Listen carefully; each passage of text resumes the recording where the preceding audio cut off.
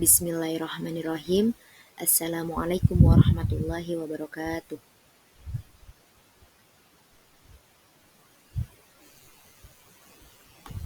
Perkenalkan, nama saya Halimatus Sa'diyah. Saya dari Prodi Ilmu Al-Quran dan Tafsir, NPM saya 231105082604. Saya dari semester 2 Universitas Ibnu Khaldun Bogor. Di sini saya akan mempresentasikan tugas ujian tengah semester saya, yaitu mata pelajaran mata kuliah Ulumul Hadis. Materi-materi yang akan saya sampaikan ada 7, yaitu yang pertama pengantar ilmu mustalahul hadis, yang kedua mutawatir. Mutawatir terbagi menjadi 2, lafzi dan maknawi, dan ahad. Ahad juga terbagi 2, gharib dan masyhur. Yang ketiga hadis musalsal. Yang keempat ilmu dirayah dan riwayah. Yang kelima validasi hadis sahih. Yang keenam tingkatan sanad hadis sahih. Yang ketujuh hadis sahih, hasan dan dhaif. Oke, memasuki materi pertama, yaitu pengantar ilmu mustalahul hadis. Ilmu mustalahul hadis yaitu fiqh hadis, memiliki keutamaan tersendiri, yaitu orang yang belajar tentang makna dan fikih hadis seperti mendapat separuh ilmu.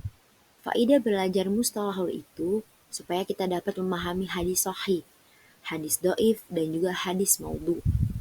Dengan mustalah hadis, kita mengetahui tentang riwayah yang sahih dan tidak sahih, baik secara matan maupun sanad. Selanjutnya, pengertiannya. Ilmu yu'rafu bihalis sanadi wal matani min haitsul qabul warad. Yang artinya, mustalah hadis adalah ilmu untuk mengetahui keadaan sanad, matan, dan dari sisi penerimaan atau mardud. Mardud itu penolakan. Sanad adalah mata rantai hadis yang sampai kepada Nabi Muhammad SAW. Sanad itu dibagi dari mata rantai keilmuan, yaitu al-isnadu minad din. Walau la isnad liqauli min sya'i ma sya'a. Matan adalah teks atau isi hadis. Jadi matan itu isi daripada kandungan hadis itu. Contoh dari matan ini, innamal a'malu binniyat. Nah, ini isinya. Kalau misalnya hadisnya seperti contohnya, misalnya qala Rasulullah sallallahu alaihi wasallam innama a'malu binniyat. Nah, innama a'malu binniyat ini matannya. Jadi dia isinya, isi kandungan hadisnya.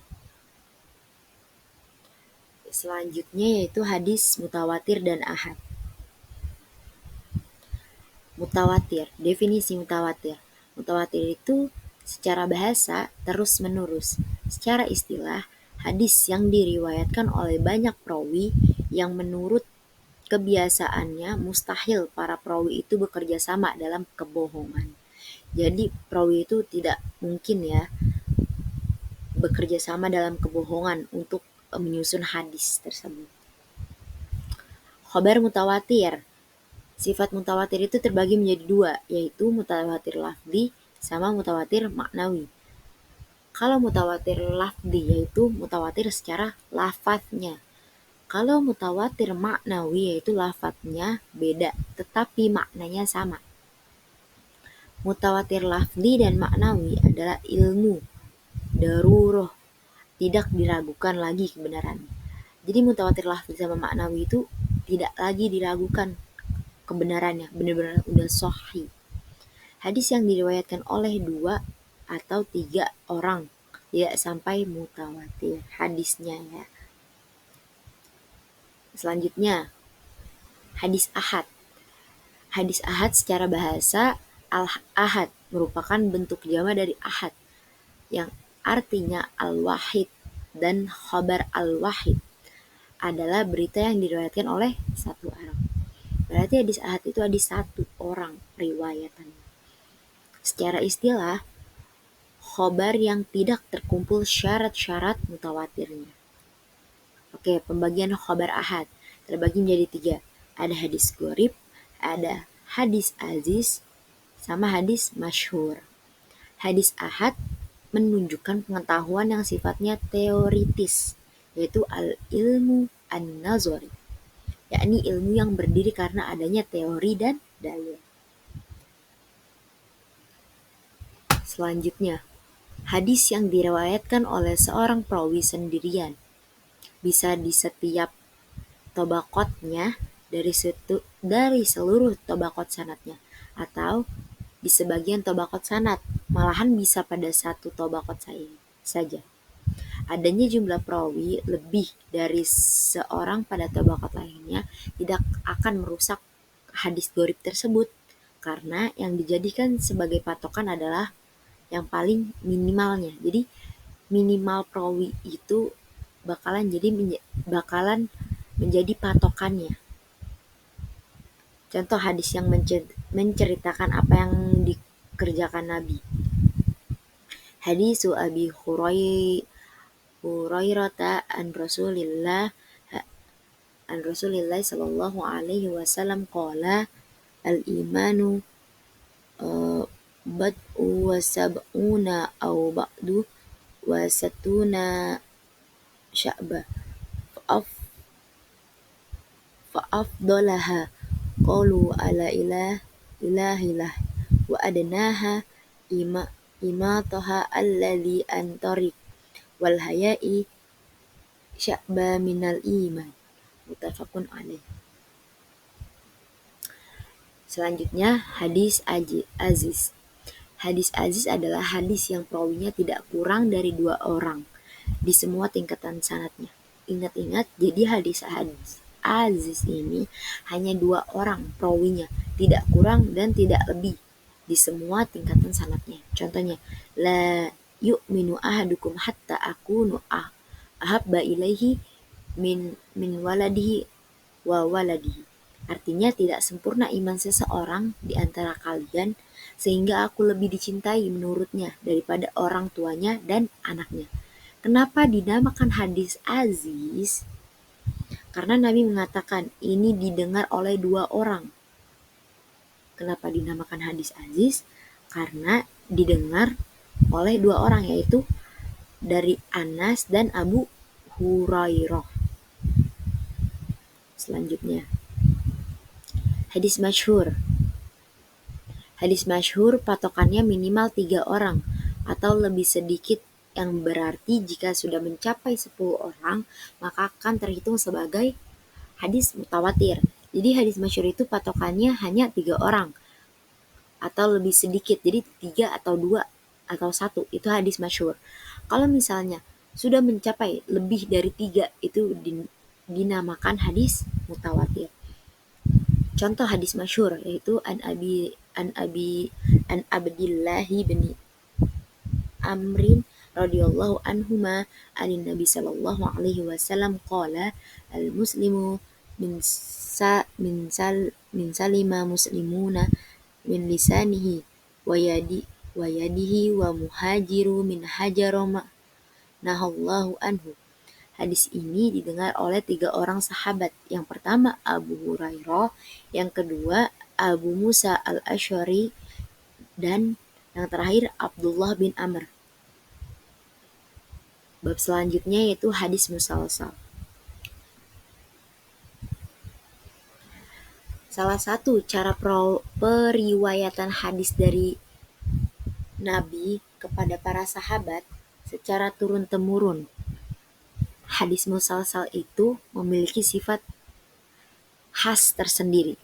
Jadi hadis musalsal itu punya ciri khasnya sendiri dalam hadisnya.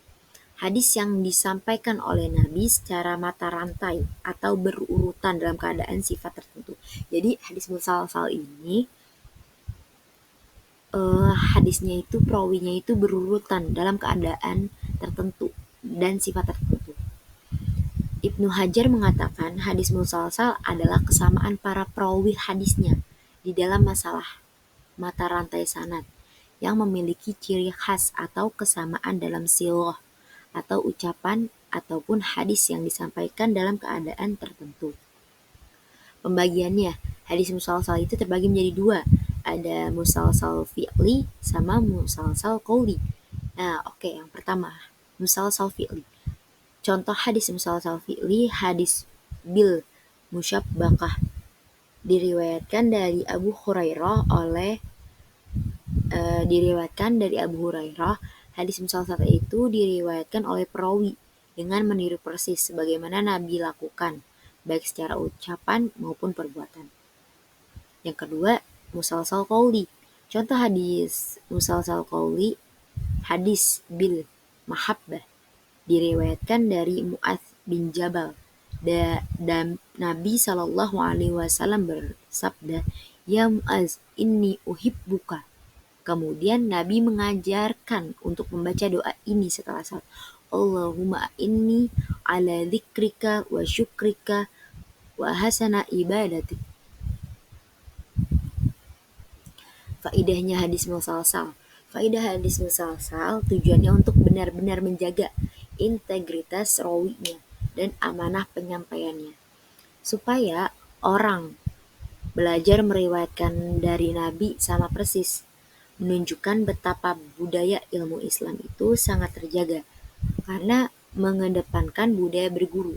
Bahkan tidak hanya berguru, menyambungkan motivasi. Contohnya, Nabi plek secara persis aja itu sudah contohnya sebagai nilai pengajaran supaya kita persis mencontoh Nabi Muhammad SAW.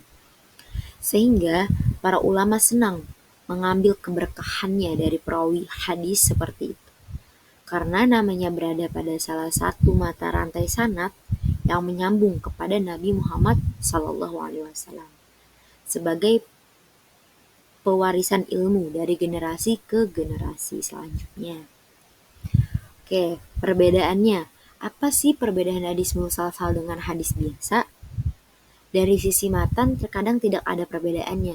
Namun dari sisi mata rantai sanad, terkadang ada ulama yang meriwayatkan dengan musalsal.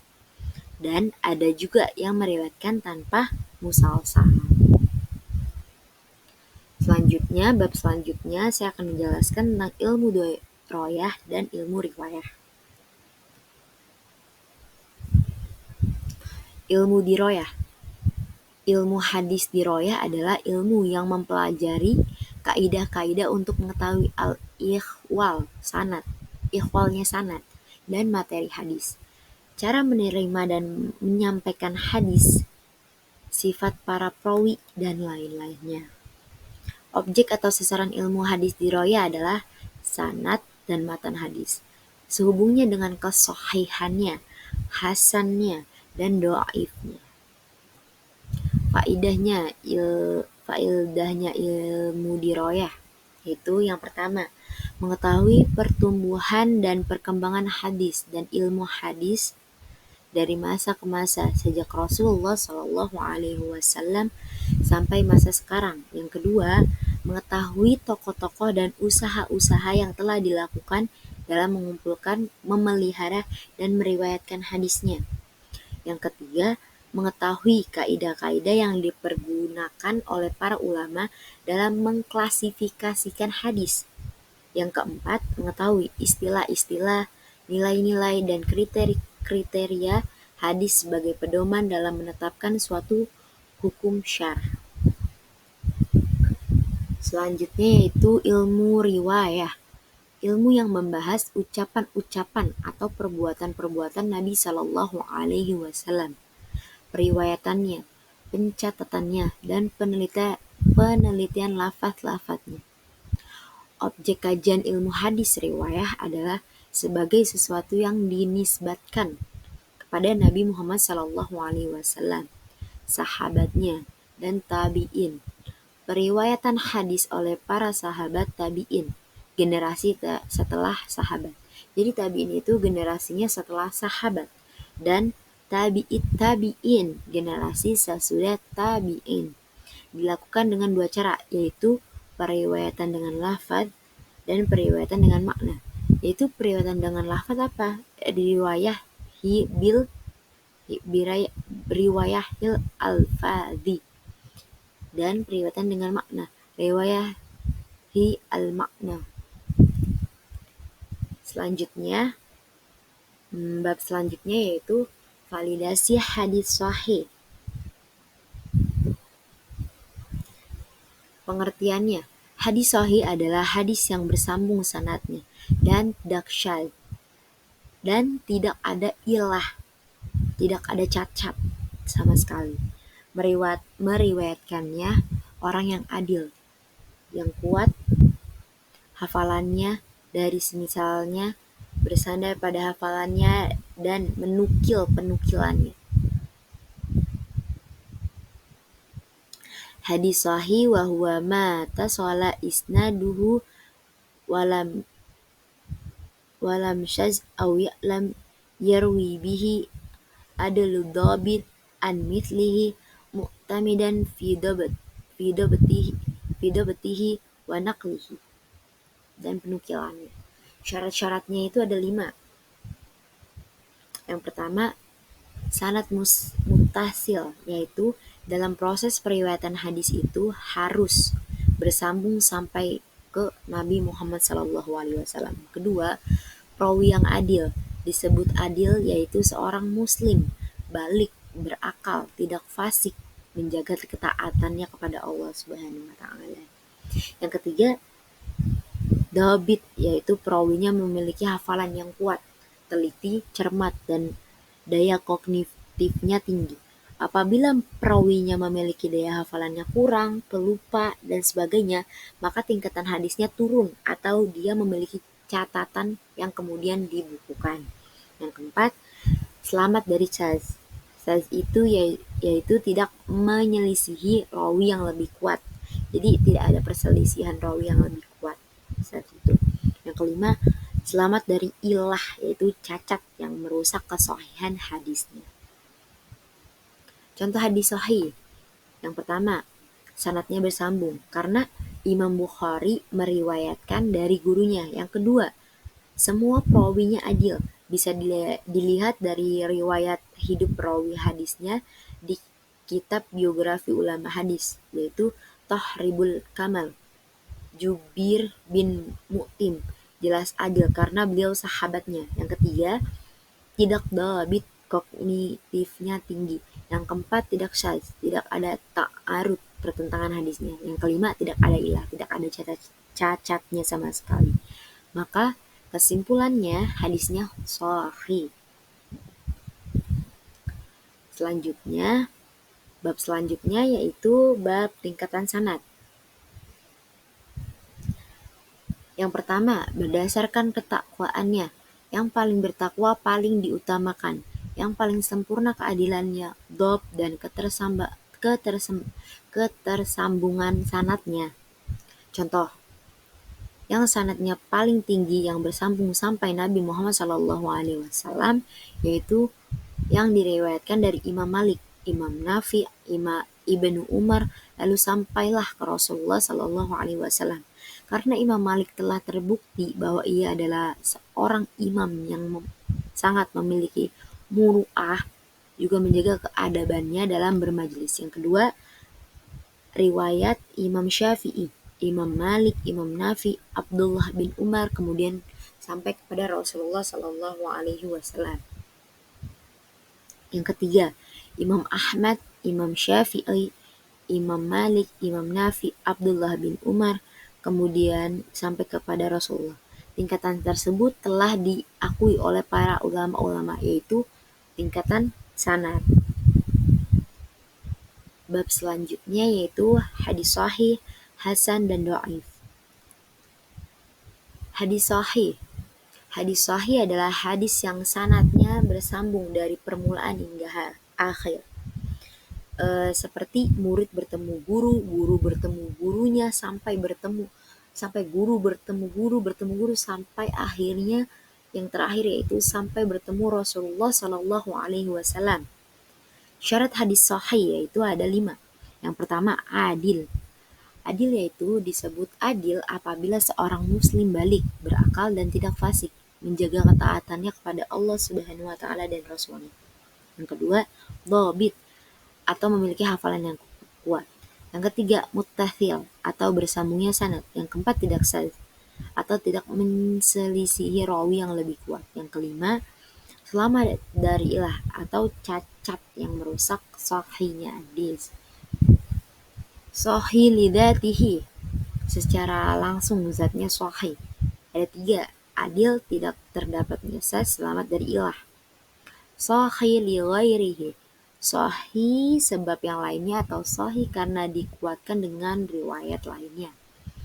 Selanjutnya hadis hasan, yaitu hadis hasan itu hampir sama dengan hadis sahih, yaitu dari sisi ketersambungan sanad, rawi yang adil dan tidak ada saz dan ilah. Tetapi hadis hasan itu kurangnya dobit, yaitu hafalannya tidak sekuat hadis sahih. Jadi hadis hasan itu hafalannya tidak sekuat dengan hadis sahih. Selanjutnya hadis dhaif. Hadis dhaif itu berarti hadis yang paling lemah, hadis lemah, dhaif mah. Karena itu sebagian ulama mendefinisikannya yaitu hadis yang tidak mengumpulkan sifat hadis hasan disebabkan hilangnya syarat-syarat hasannya suatu hadis, adanya syarat yang tidak terpenuhi atau problem dari integritas seorang perawinya. Itu hadis dhaif. Nah, hadis dhaif dari segi putusnya sanad itu terbagi menjadi 7, yaitu mu'allaq, mu'dhal, mudallas, munqati, mursal, mu'an'an, mu'annan. Itu ada 7. Oke, mungkin cukup sekian penjelasan dari saya dalam ujian tengah semester ini, materi dalam mata kuliah ulumul hadis. Apabila ada kesalahan dari penjelasan saya mohon dimaafkan, kurang dan lebihnya mohon maaf. Wabillahi taufiq wal hidayah wa ridha wa inayah. Syukron. Wassalamualaikum warahmatullahi wabarakatuh.